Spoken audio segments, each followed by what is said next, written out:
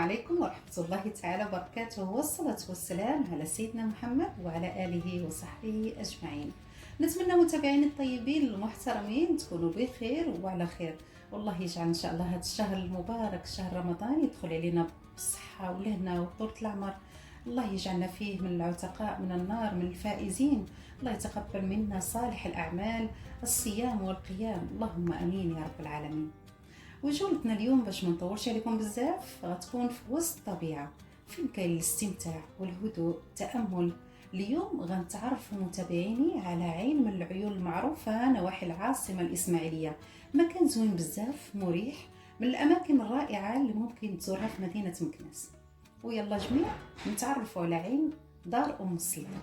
مرحبا بكم.